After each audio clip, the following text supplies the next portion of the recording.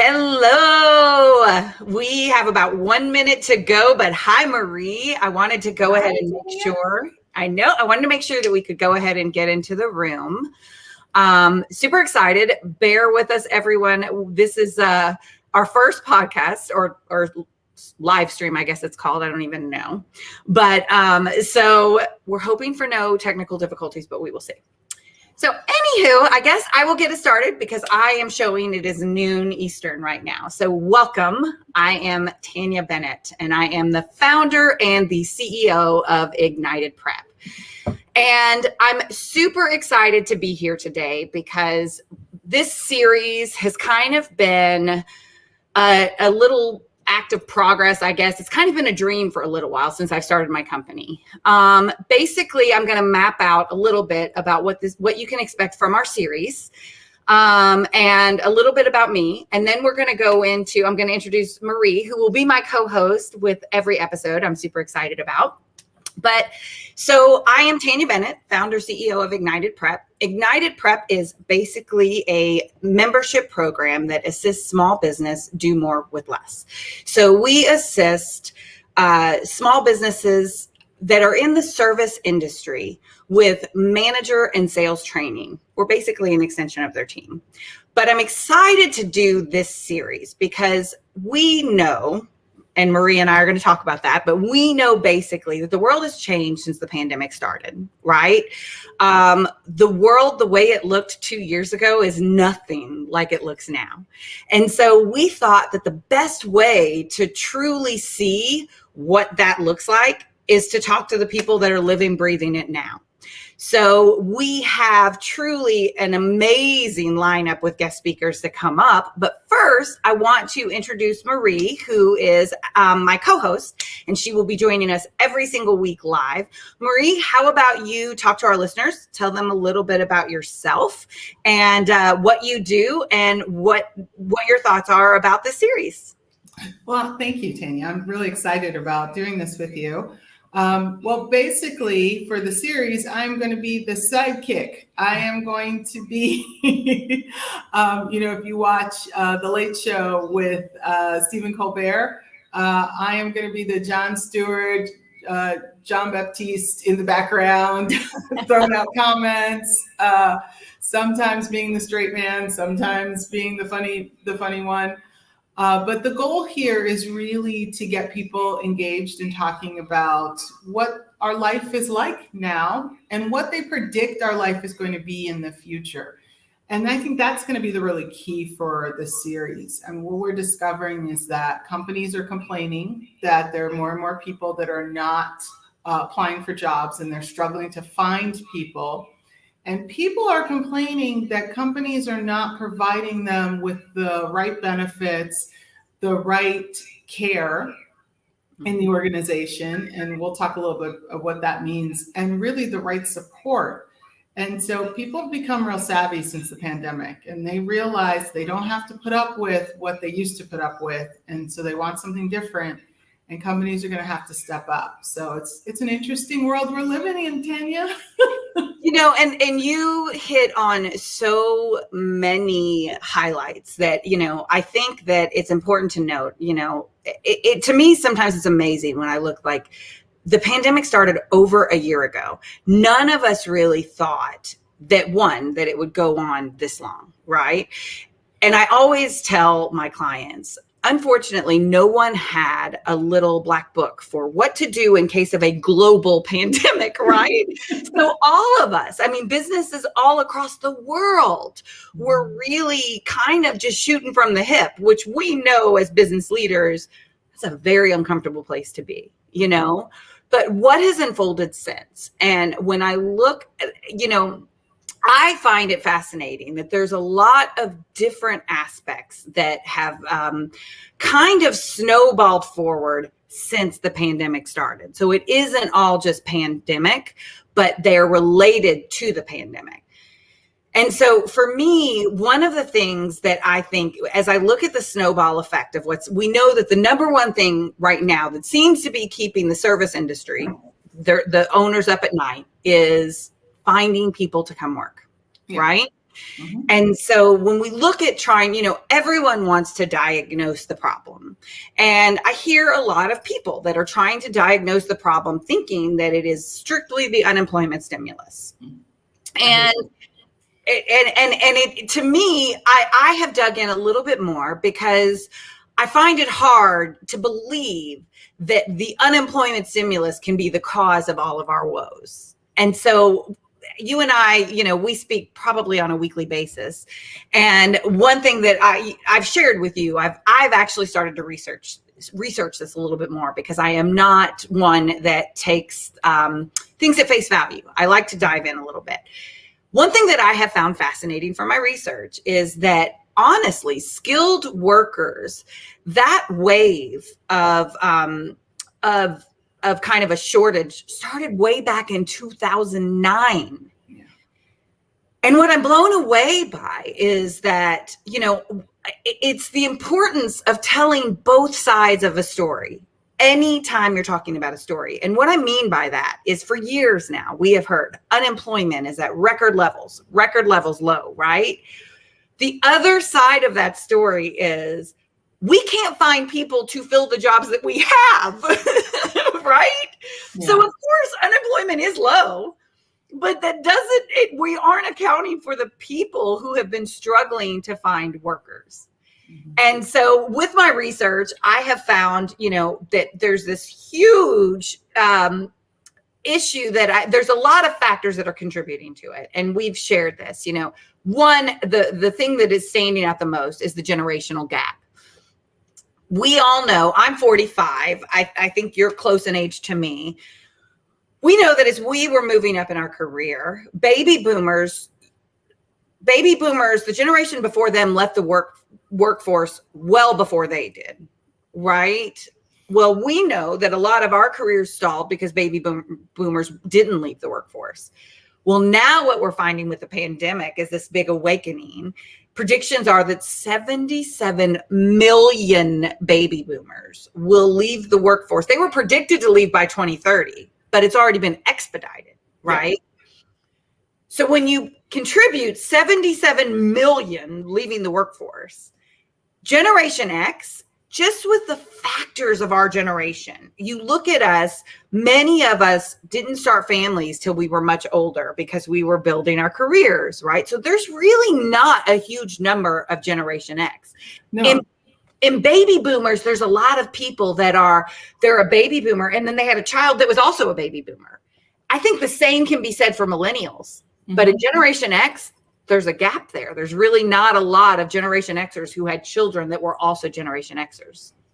Yeah, and I love that you bring this up because it really speaks to, I'm going to circle back to the thing that you said about 2009, when there was this shortage of workers. And what's really interesting about that is that prior to that, because I think it goes further beyond that, prior to that, if you look at the manufacturing industry, the big complaint was manufacturing left the United States and then came back. Well, the problem with the leaving and the coming back was that we didn't have skilled workers to go into those jobs. And part of the reason we didn't have it is because we had this big push to have everybody go to college. I'm not going to say going to college is a bad thing. I went to college. I have advanced degrees, but I am going to say college is not for everyone. And there's a lot of great trades and a lot of great skilled professional work that you don't need a college degree necessarily to enter. And so the problem is we had all these people going into college, all these people going into debt because they have student loans and all those type of things. And it becomes really difficult for them to be able to figure out the next step of that. And so what happens with them is that they struggle to get jobs because the jobs that are open right now are jobs that require skills that they didn't learn in college, which is craziness. Yeah. And so then on top of that, you have exactly what you said about baby boomers who didn't necessarily want to leave the workplace. They sort of said, I'm enjoying working, or they didn't plan for retirement, or they now have kids who had student loans that are living in their houses with them because the kids can't afford to move out of the house. And so they have to continue working, a host of factors. And this creates a huge disparity in the workplace.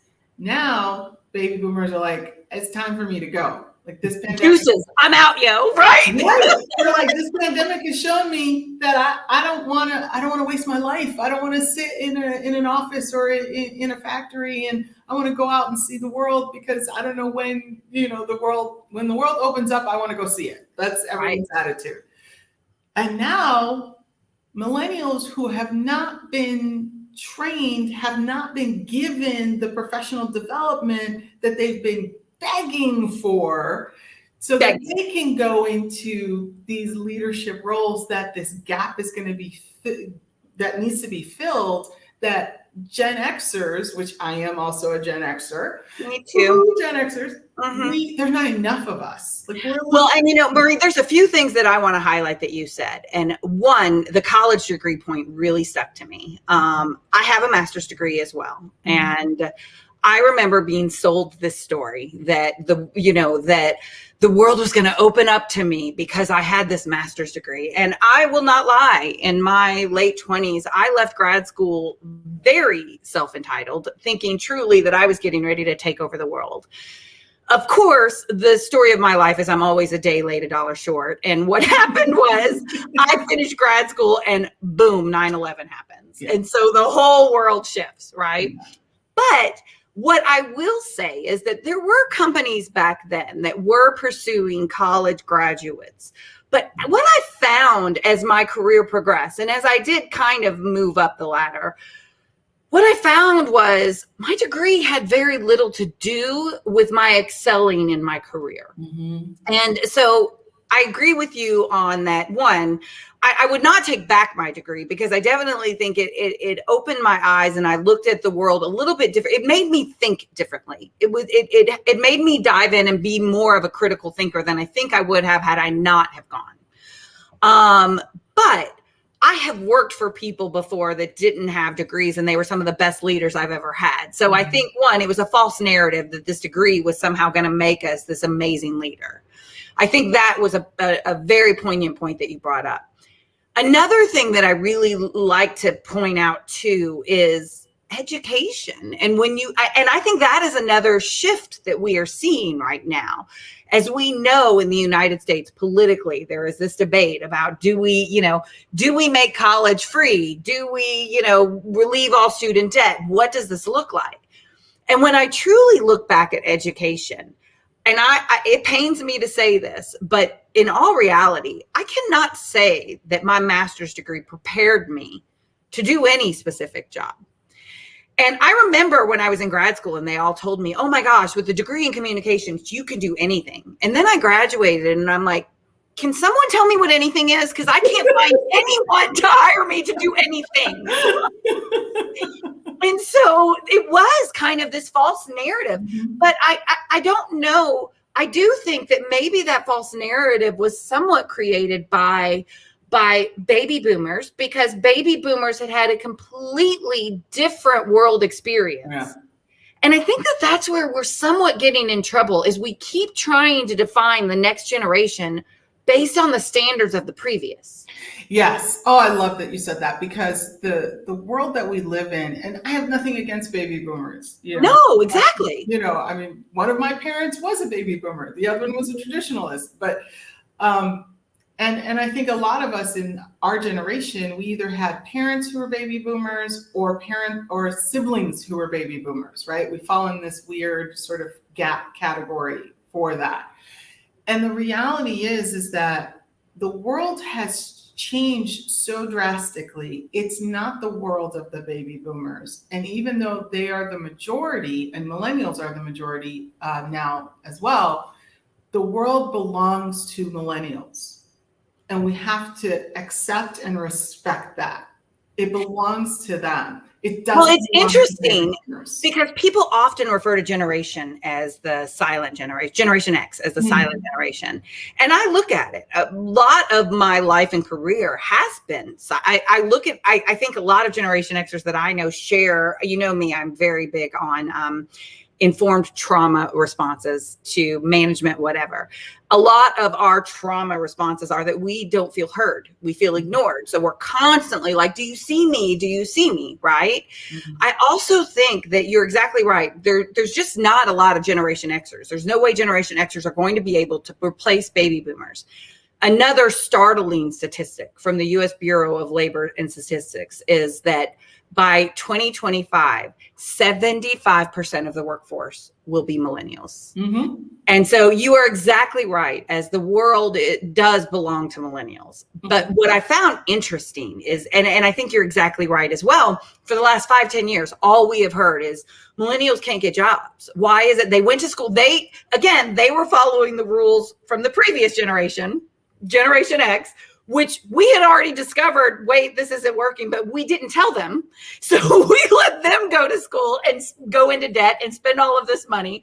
They get out of school kind of experiencing the same thing a lot of Generation Xers did. We just didn't learn from it, right? We didn't have a voice. I mean, it goes back to what you said about the voice, is that it's not that we didn't tell them. There wasn't enough of us to be heard, for them to hear the message.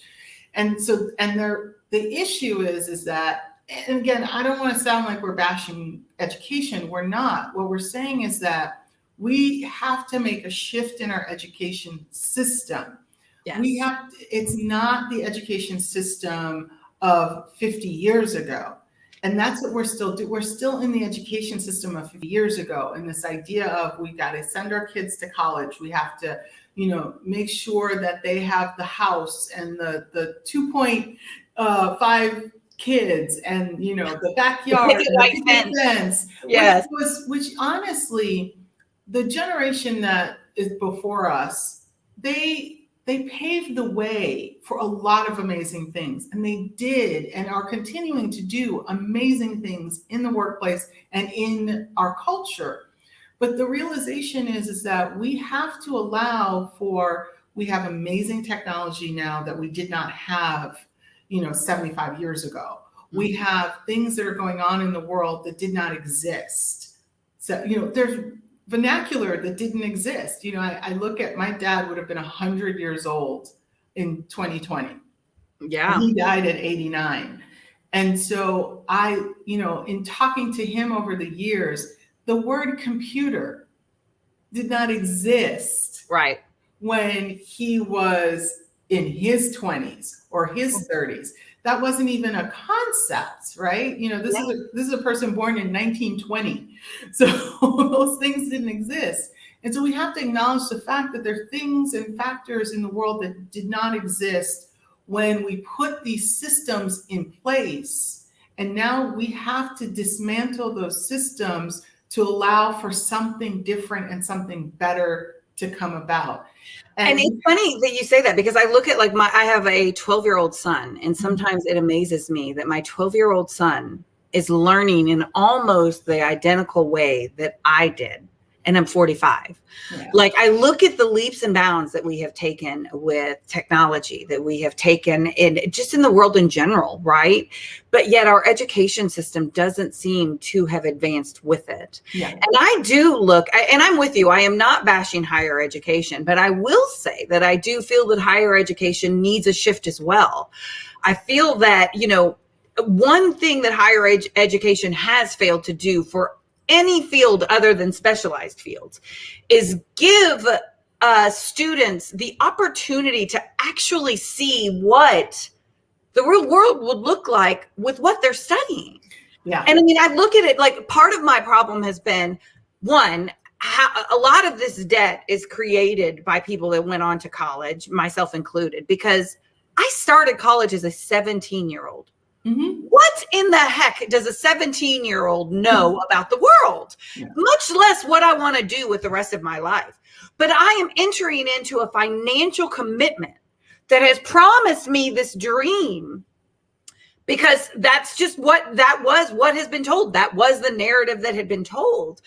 And after, for me, I'm a slow learner. So not only did I do 4 years, I went on and did the 6 years, got the master's degree to learn more about not knowing what the heck I was going to do.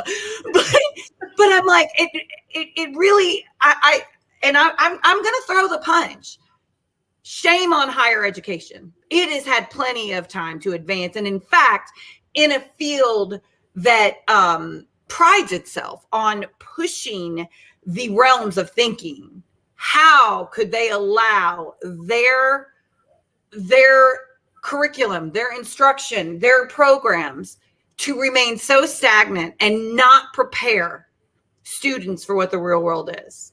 That, I think that does lie squarely on higher education. Yeah, and I would agree to that. You know, I think that the idea of apprenticeships that, you know, in the last turn of the century, we had apprenticeships.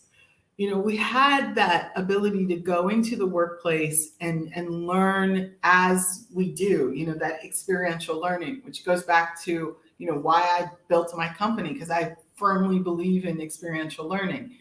And so now we're in a position where people not only need experiential learning, need to be able to practice the things that they're learning in an apprenticeship, we have to start building them.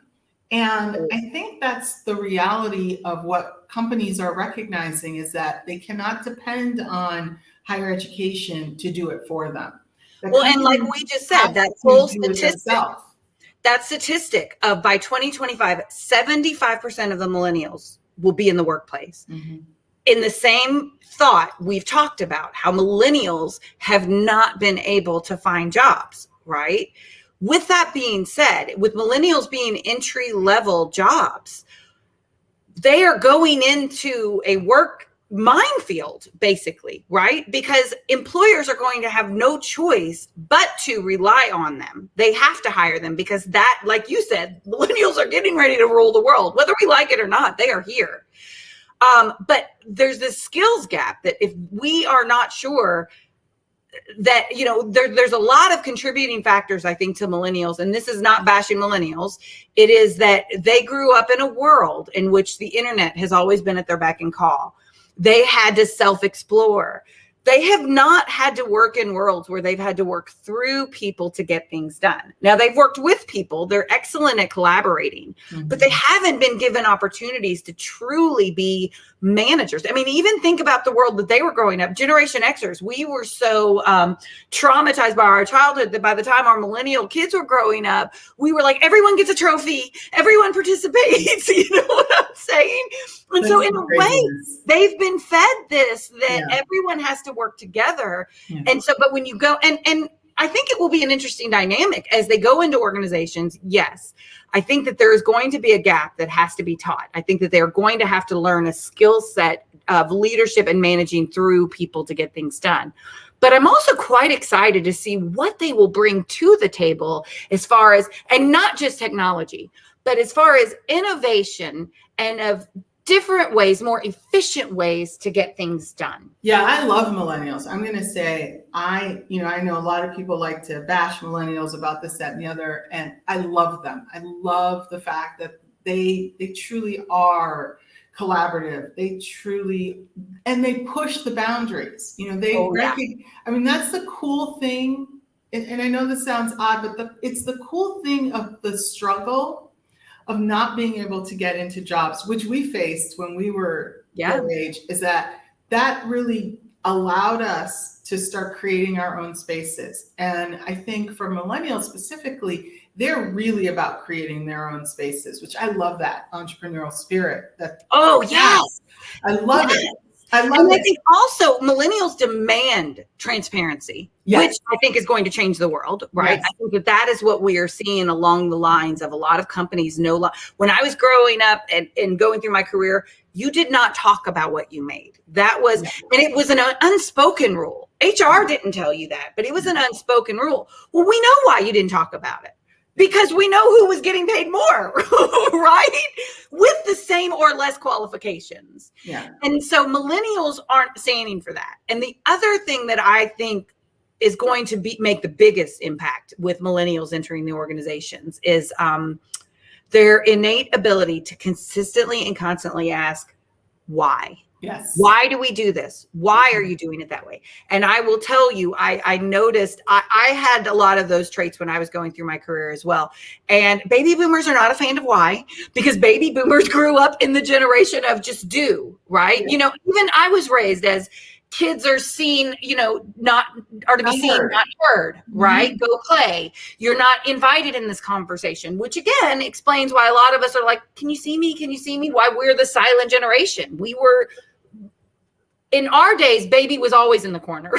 It was not, nobody puts baby in the corner. Baby just stayed in the damn corner. For those of you who don't know that reference, look it up. Dancing. That would be turkey dancing. Up.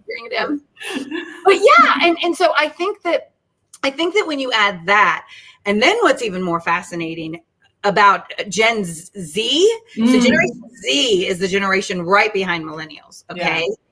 Did you know 48% of Generation Z is non-Caucasian? Yeah. I mean, that blows my mind. So what is that going to mean? That I think that what we are seeing, and that kind of brings it back to the beginning of this conversation of the pandemic. The pandemic definitely, I think, highlighted a lot of things because we had never sat still long enough to see much of this, right? Right. And so, but I think that when we're looking at post-pandemic, the exit of baby boomers, millennials coming in with sheer force by numbers, 75% by 2025 will be in the workforce.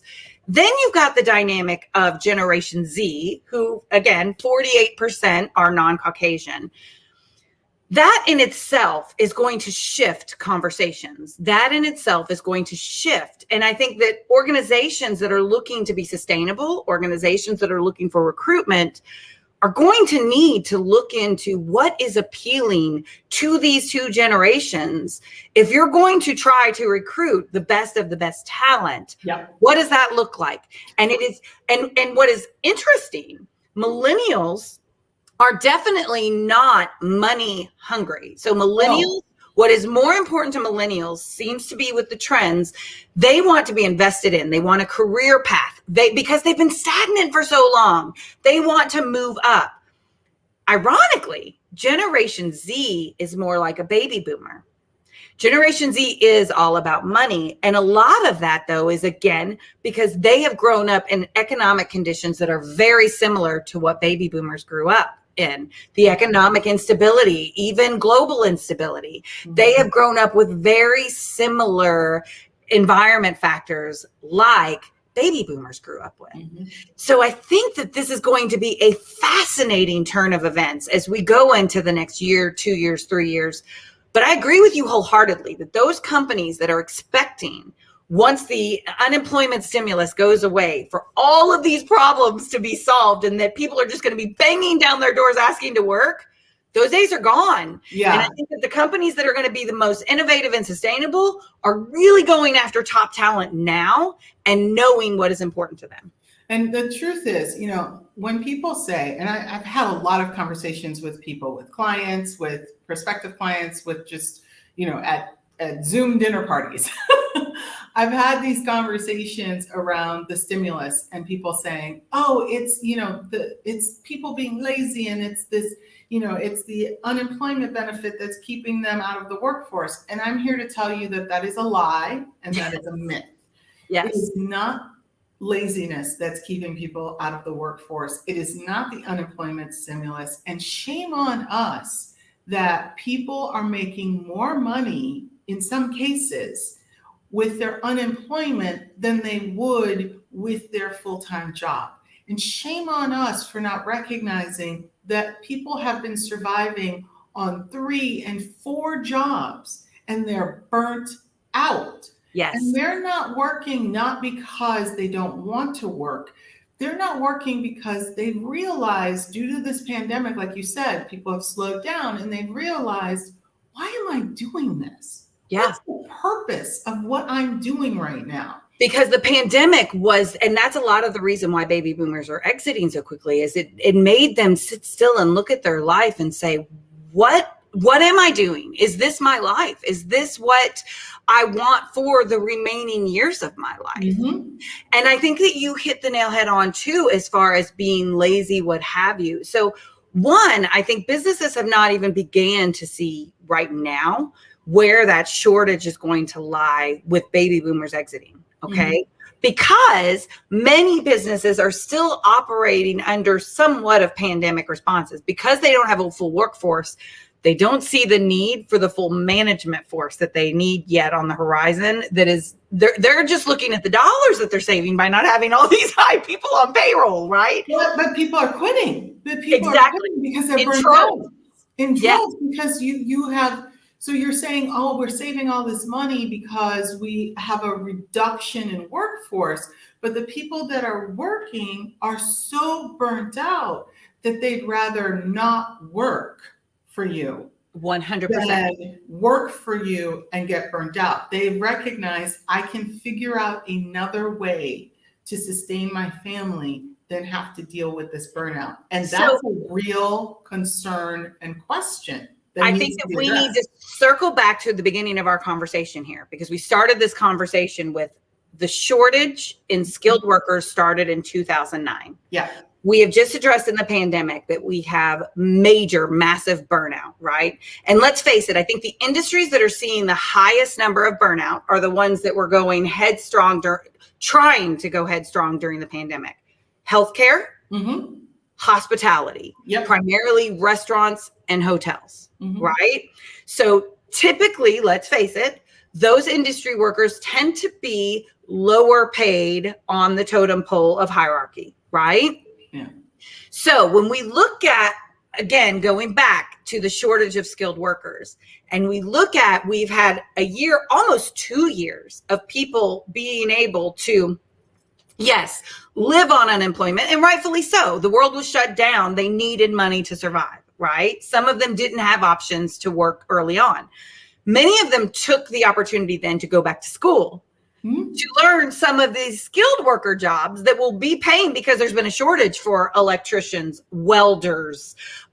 Even I've seen massage therapists right now. They are really targeting some of the massage and spas. They are targeting massage schools right now. So I anticipate, demand drives pay. Yeah. So those industries are now going to be paying upwards of $25 an hour to try to recruit talent, to try to fill their industries. Well, where are they going to be pulling it from? Well, the amount of time it takes to be a massage therapist or a welder, I'm guessing is maybe a year, maybe a little bit more, but it certainly isn't a 4-year degree. People have had this amount of time to go back to school and study to do that. So what I think that we're getting ready to enter into is a shift. I think that we're seeing a shift across industries. And I think that the industries that are going to be hit the hardest, there's no doubt about it, are those, are the frontline workers that are, like you just said, they're burnout, they're exhausted. They are going to be shifting. A lot of times they could go work at an Amazon warehouse for $26 an hour. They're going to have less stress. They're going to be working more steady hours, so we're going to be seeing this shift. And I think that that is going to be the way the conversation needs to be shifted as we move forward, is what solutions can the hospitality industry and healthcare industry start pursuing to, one, survive. And healthcare has no choice but to survive. They have to push through and be innovative. Hospitality, I know hospitality from my world, and they're too damn resilient to take it laying down. So I know they're going to figure it out. But because hospitality, that's what we do. We serve people, right? But I think that it's going to have to be innovative solutions of truly thinking about, how are we going to recruit people? How are we going to keep people?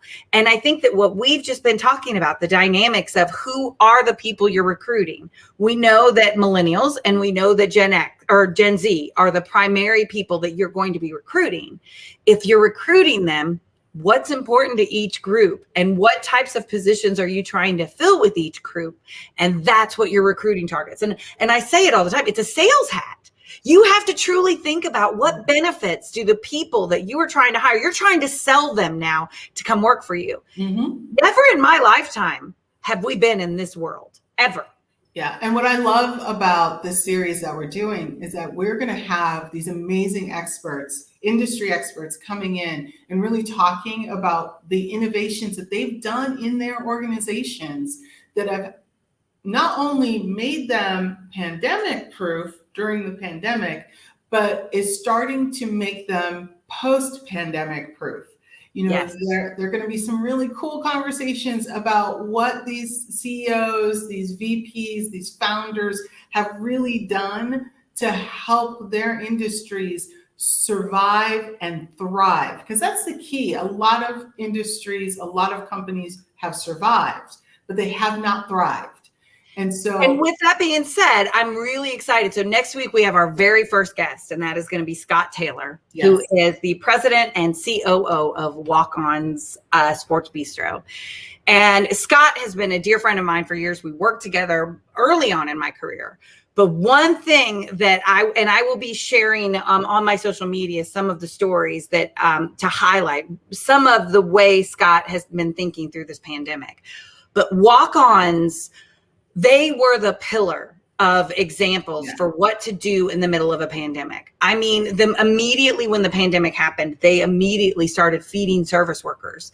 They immediately started doing pro bono work to one, they knew that their industry was hurting. So it was heartfelt leadership, right? It definitely set the example. But two, it also, I think, kept their branding out there when at a time when everything was doom and gloom about restaurants.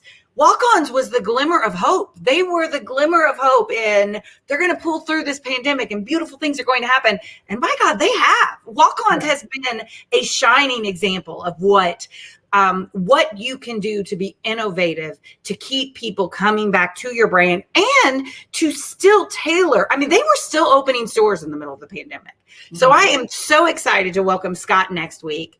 And then our panel, the following week, we'll be talking to Damon, who is the CEO of Homage Hospitality, which is a hotel founded and that thrives around telling the story of Black culture. So we are actually booked up solid for this series with CEOs all along from the restaurant industry, the hotel industry. We're going to be talking to regional VPs. It's going to be a jam-packed series.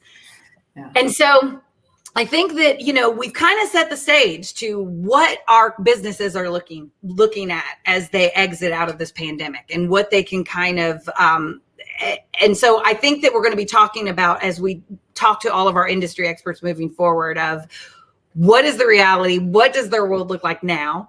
What are they seeing coming down the pike? And what innovative solutions have they had to incorporate into their organizations to be sustainable during a tumultuous time?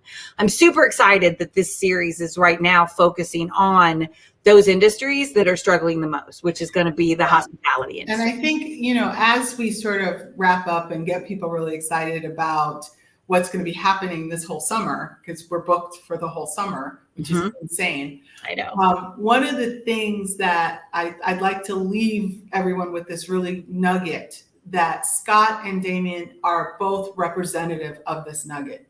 Yeah. Is that if you as a leader, which Scott and Damien they've exemplified this. If you as a leader lead with purpose, you inspire your team for a vision and a purpose that goes beyond themselves, you will have buy-in from your people. It's not fluff. You'll have buy-in. People will want to work for you. They'll want to do the work. They know that you're leading them with a bigger purpose than just dollar signs, exacting change in the world. That makes people attracted to your brand. That makes people want to be part of your brand. And they really show that. I mean, just the amazing things. I'm so excited about next week. I know. I have not met Scott yet, and I'm so excited to formally meet him. And I'm just excited for even with Damien, I'm just excited to learn more about how he started the company and what was his vision behind it. But we're talking about people that live their purpose. 100%. and make sure that their company, every soul in their company, is valued and lives that purpose, what more can you ask for coming out of a pandemic? And that's what I'm saying. I'm super excited, and I'm so excited that this series is focusing on an industry that, like I said, my career was born in the hospitality industry. I mean, working my way up through college, I was in the restaurant industry. I managed restaurants all over the country, Vegas, Tampa, everywhere. And then I moved into hotels and worked in, sales but my whole life has been in an industry of serving others.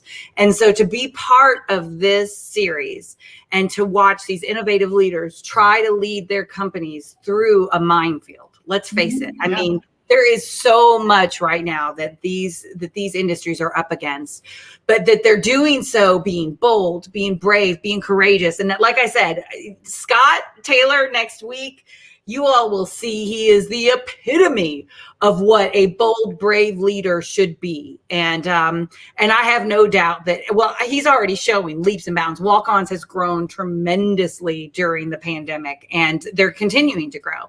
And with his innovative and Drew Brees is also co-owner of Walk-Ons, and I think their founders just really get the importance of, Drew Brees, New Orleans. He went through Hurricane Katrina here. He knows the importance of rebuilding. Like, what better people can you have at the helm of your organization to know what it takes to push through, be innovative, and not lie down?